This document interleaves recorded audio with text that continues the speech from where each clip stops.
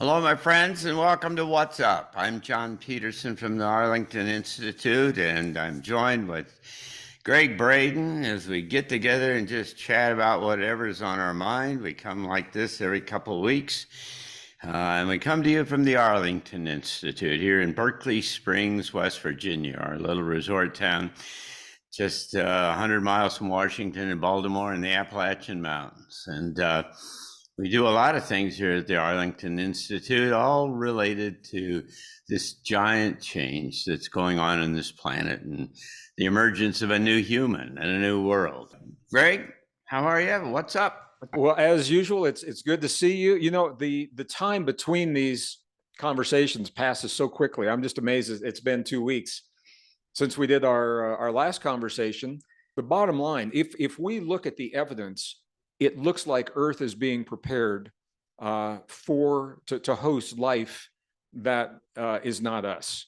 All right, and that narrative that wouldn't be so surprising if you look at the cultural evidence, indigenous traditions. They always say, that another society, another culture was on Earth before we were, and that the conditions are very different in those times.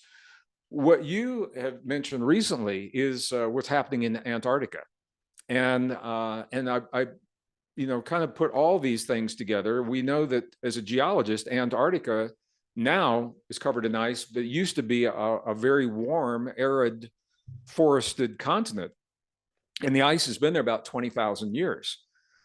Well, now that the ice is thinning from global warming, the satellites are showing, surprisingly, very complex structures under that ice. They're human or intentionally made. We don't know who made them. So these aren't little, log huts. I mean, these are vast architectural complexes. And the assumption is that who or whatever left those there, left them there before 20,000 years ago when the ice accumulated. And there's a good possibility that their technology would be intact in those, or at least some evidence of that technology would be intact. So, John, I think we're at this really critical threshold. All these changes are being proposed in the world. We are looking at creating an Earth very different than what we have right now. When the evidence comes to light, when the disclosure happens, when the evidence from Antarctica, it will come to light. When the evidence shows that the climate that's being proposed is not good for us. The bottom line, I think, for society is it just blows the narrative of the world and our place in the world that we've been led to believe. And I've been thinking a lot about this. How is that received? How are we really conditioned psychologically to all of a sudden? I mean, this isn't a gradual. I mean, this is going to happen pretty quickly. How is society going to deal with that? And how do we embrace that new story in a healthy way? And so our conversation about carbon dioxide, Antarctica, disclosure, all of that, I think those are all feeding into whatever's going to happen with that new story. You make an interesting point, and that is that in fact that this could be some kind of an adhesive process that brings together and glues together humanity in the face of all this new kinds of things. The alternate track to that, of course, is that there is a split, and there is one segment that just goes, and backs up in fear and drives them off into the other direction. And the other segment kind of embraces and goes forward and is ready for all of this. And so there are two kind of interesting scenarios in there.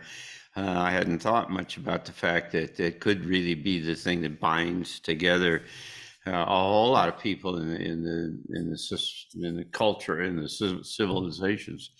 The downstream implications of building a compatible and integrated kind of relationship with a society that was 1,000,000 years old is just wild and crazy, and it's beyond our kind of ability to effectively think about, really think about how that all might work, because it would essentially blow up all of the underpinnings of how we built our understanding, our paradigm of how this all works.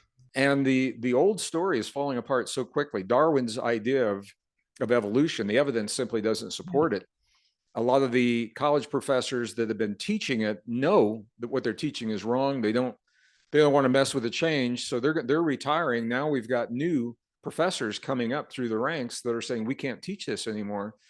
So and Gregg, the same thing is happening with Einsteinian physics, in that there are, the electric universe guys will just convince you for sure. I mean, if you're smart enough to follow them, that Einstein was wrong, and that it's not about magnet, it's not about gravity from mass, it's gravity from magnetism. If who or what is responsible for us, if they're coming back, it's not like aliens, John. They're not aliens. If we are the product of them, they are us coming back. Yeah. And I'm concerned that it'll be positioned from a place of fear. Yeah, of course. Whatever we find in the ships in the ice in Antarctica, for example, or the technology that's there, or from another world, it's always being positioned with animosity from a place of fear. I know. And I think that maybe these discoveries are going to help us change that thinking, and maybe they are us. And I think it's really important we look at this with an open mind, not from a place of fear, because these are natural phenomenon. Because one of the beautiful things that could come from a pole reversal is that our memories, the memories of our hurt and of our suffering, and of our differences and the wars that have happened in the past, those memories would be vulnerable to those magnetic fields. And it's very possible that we could come out on the other side with a very, very different maybe that's the reset of the AI or something like that. Well, if we're in a simulation, and again, we've had that conversation. I mean, we're all over the map on this conversation, but if as the evidence suggests that we are living a virtual reality, a simulation, as a computer scientist, what I have to say is that even on a massive scale, there would be limitations of how much data can the simulation hold, and is it on a timer? So do we go out and look in the sky, and do we see in the clouds it says time out? And you and I typically, our viewers know this, we typically have these conversations in your vehicle when you drive from Berkeley Springs to DC to pick me up from the airport. So we're just sharing with our community a little conversation we would have typically had in the vehicle on the way to a transitions event. So, and speaking of vehicles, you got to go jump on an airplane, so I'm going to let you go. And thank you very much again, as always, for these delightful conversations. And for those of you who are viewing, thank you very much for being a part of us, and come back again. You find out a whole lot more about what we're doing at arlingtoninstitute.org.